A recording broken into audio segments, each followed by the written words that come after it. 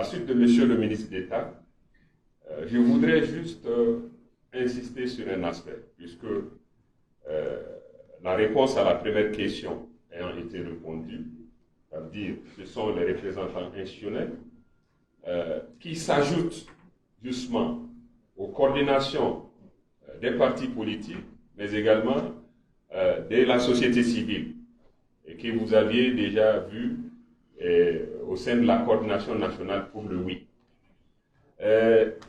La question qui se pose, c'est de dire, nous, institutionnels, en quoi, justement, nous pourrons ici,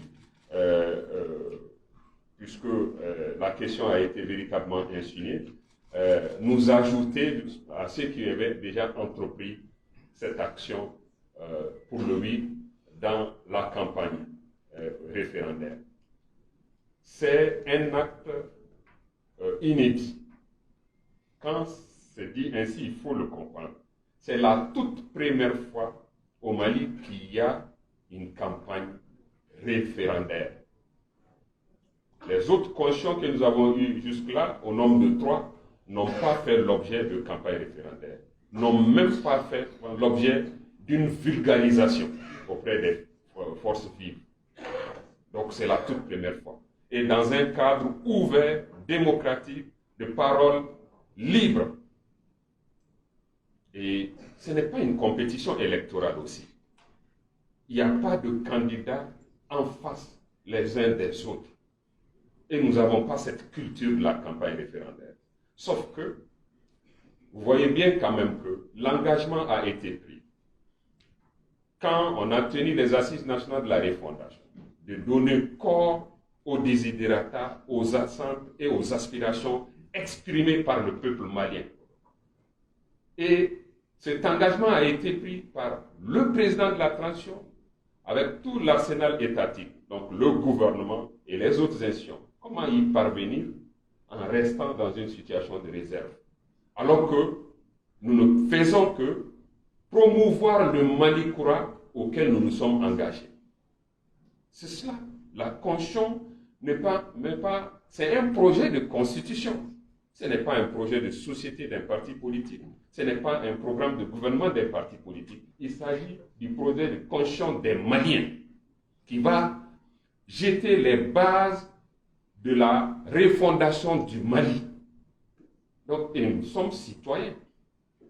Moi, très souvent, je le dis aux uns aux autres, je porte certes la casquette de ministre, mais à tous les coups, je me sens toujours comme à la place de l'indépendance.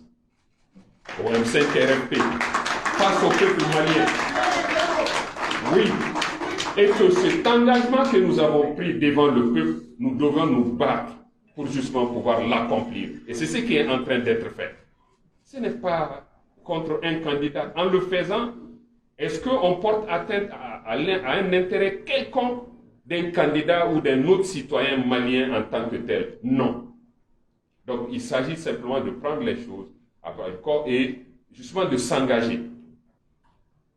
Ça, il faudrait qu'on en tienne compte. Nous allons donner la parole également à d'autres membres. Oui, donc je voudrais juste également dire que ce programme d'activité qui a été décliné tout à l'heure, ce n'est que pour les institutionnels.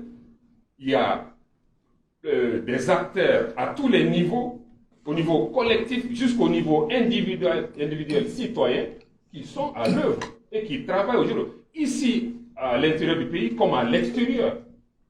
Nous sommes d'accord? Donc ça, il faudrait comprendre que les uns et les autres sont à l'œuvre et travaillent d'arrache-pied pour pouvoir le réussir. Ce qui est important, et je vais finir par là, c'est de dire quelle légitimité, quel degré de légitimité nous allons donner au projet de constitution qui va être adopté par les Maliens. C'est ce qui préoccupe et c'est ce qui est important, ce signal que nous donnerons à nous, aux uns et aux autres Maliens, mais également à tous les autres partenaires, à toute la communauté internationale, pour dire que le Mali est debout une fois pour toutes et pour de bon.